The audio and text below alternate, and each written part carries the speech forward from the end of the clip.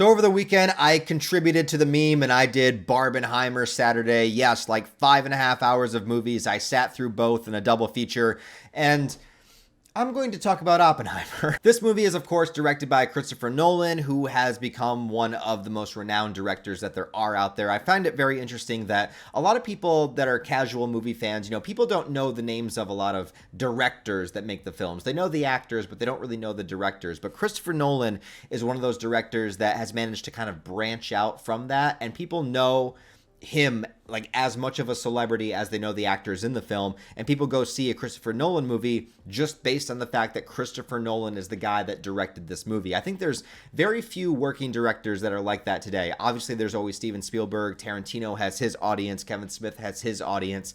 Christopher Nolan also has his own specific audience, but he's also renowned, as one of the greatest filmmakers of our time.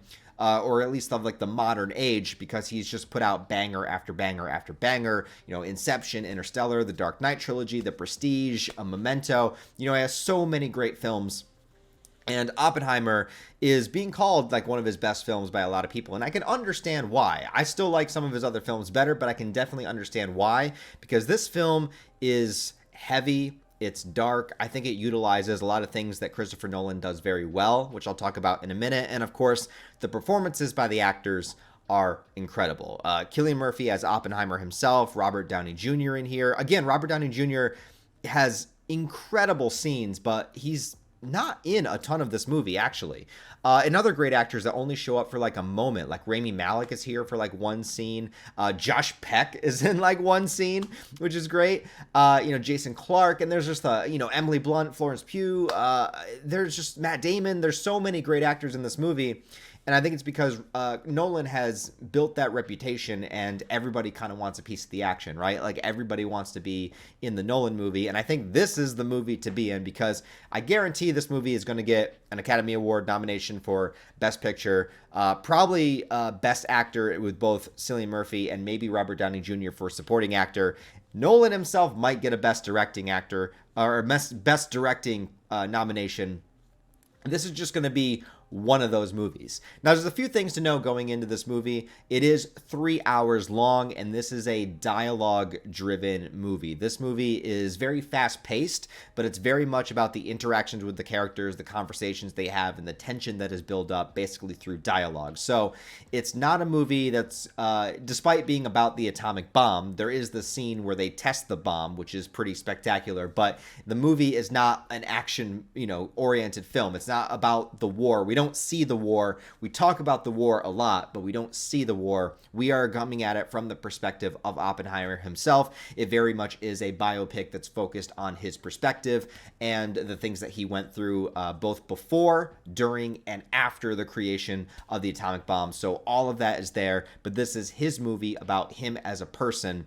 And it goes on for 3 hours, which is very, very fast paced. And one thing that I think Christopher Nolan has done plenty of times in his movies, sometimes I think it works very well, other times I don't think it works very well, but I think that in this movie it does, and that's that he is very like fast paced with his storytelling, where there's not really scenes, there's not really like scenes to take time to breathe. It pretty much is like there's this, then it cuts to this, then this, then this, then this. It's like here's this moment in time, especially with Oppenheimer, is we're going through multiple years of time. So you might have a scene that takes place when Oppenheimer first gets his job being a teacher, and then the next scene is 6 months to almost a year later, and then the next scene is even further than that, and so it's very, very fast. So there's only a couple of like really drawn out scenes, and one is the test of the atomic bomb. I would say the other is the courtroom scene with Robert Downey Jr.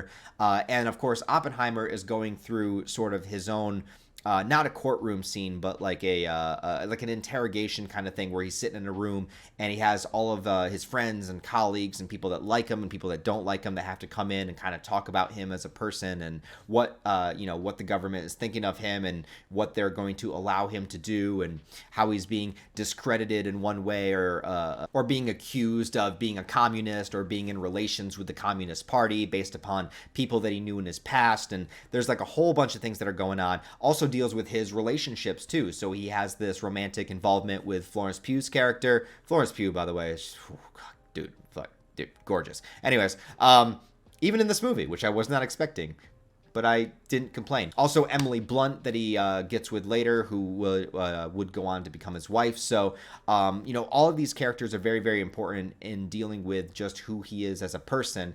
And what I think that Christopher Nolan does really well also here is that he takes a very objective look at the situation with both Oppenheimer's life and the situation around the atomic bomb, while also putting in kind of how you believe that Nolan feels about it. And I think that how a lot of people feel about it looking back in retrospect and what we've done and what's become of the world since then. But it's not in a preaching kind of way. I don't think the movie is really saying to anybody, you should feel like this.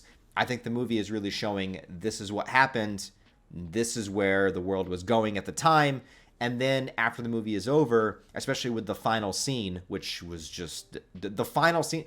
If we're going like best final scenes in a Nolan movie, this movie is the best final scene.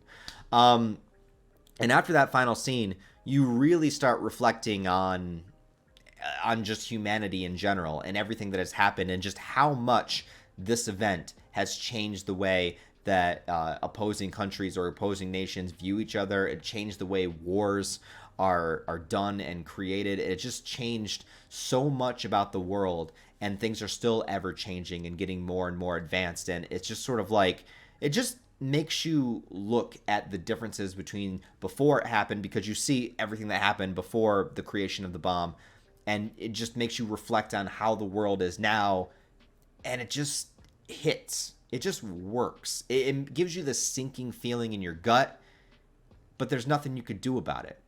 It's the reality. And I think that that's what Nolan shows you in this movie, is that he doesn't preach to you. He just shows you the reality. And that's what I liked about it. He didn't try to present Oppenheimer as some sort of like underdog hero, but he also didn't present Oppenheimer as this like mad scientist that created a bomb.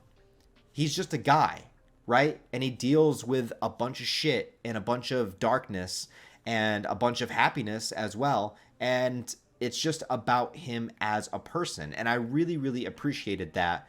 And yeah, I'm sure there are, a lot of fictionalized things in the movie about him, but I really like how it just took the approach of just showing you what this guy went through. It showed you his relationships. It showed you how he worked with his team. It showed you the creation of the bomb, and it showed you the aftermath and people going through trying to discredit him. And it kind of lets you also come up with your own ideas about how far involved you believe that Oppenheimer really was.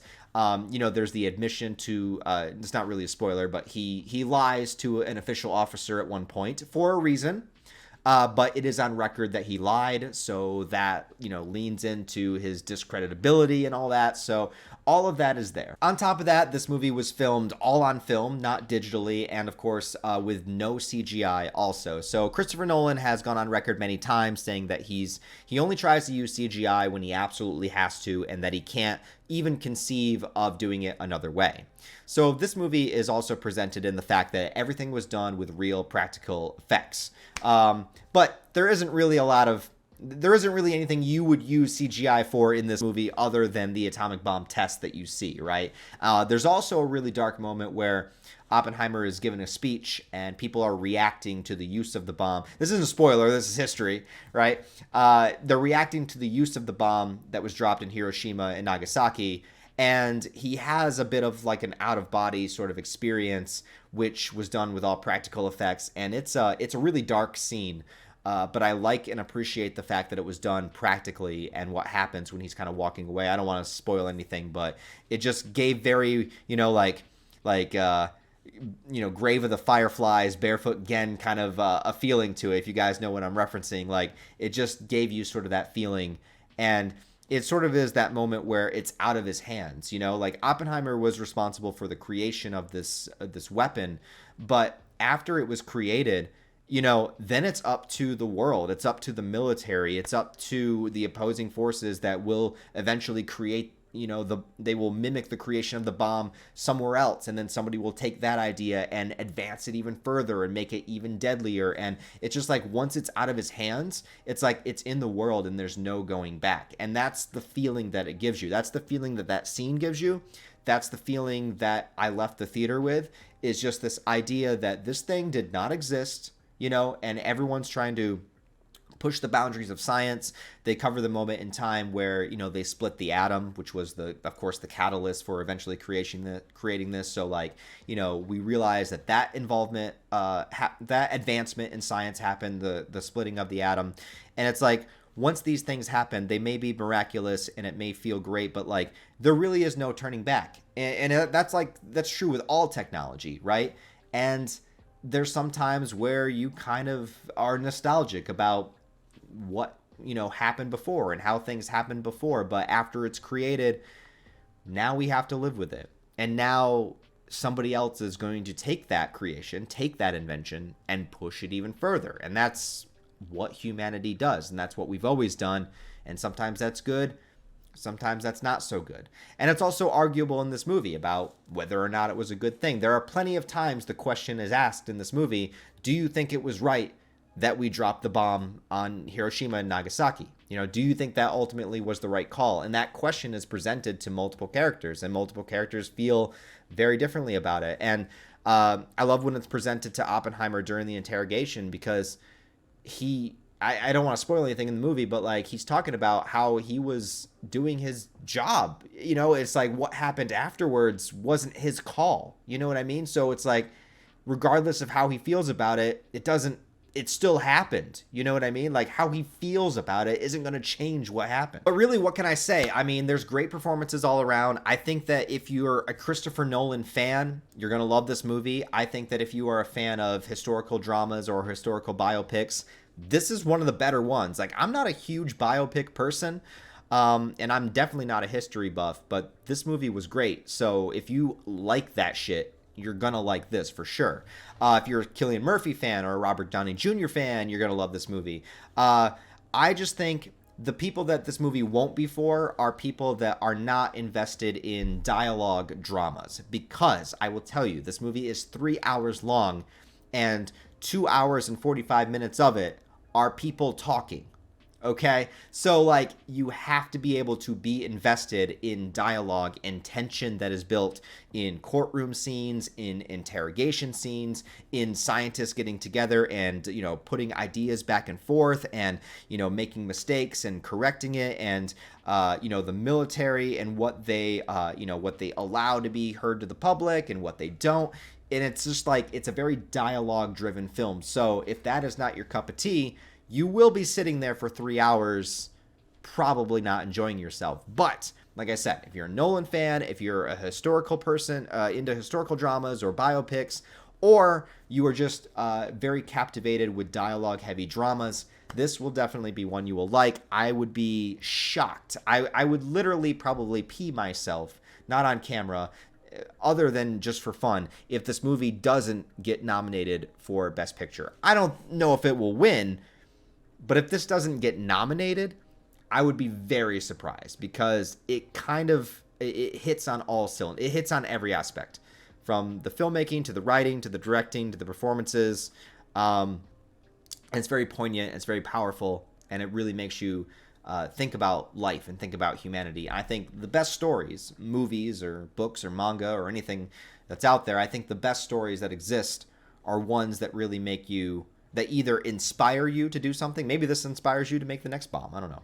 But it's either inspires you or it makes you reflect on life, on your own life, and then maybe learn some lessons out of it, gain some value out of it, or just look at the world from a different perspective, see things from a different point of view. I think that's one of the things that movies, storytelling, art, is really, really good for, is, maybe you didn't think about this way. And maybe after seeing this movie, you do think about it a little bit differently, positive or negative, So I think that's one of the best things. So anyways, I thought it was great. I had a really good time with it. I think it's definitely worth seeing in a theater. We live in an era where it's a lot of sequels, a lot of spectacle, a lot of the same thing over and over. I think Oppenheimer is going to give you something a little bit different. Just make sure you're okay with a heavy dialogue movie. So other than that, guys, if you guys have seen Oppenheimer, What did you guys think about it? Leave your thoughts and ideas about it down below in the comments because I'd love to hear what you guys thought. Other than that, guys, if you enjoyed this review, please give it a thumbs up and a comment because all interaction does help in the algorithm and I could really use the help, so I'd appreciate it. And if you want to support the channel on a deeper level, I do have a Patreon, channel memberships, merch store, and all the various social media links where you can follow me located down below in the description. Other than that, guys, have a wonderful day. And I am Become Ryan, the destroyer of YouTube.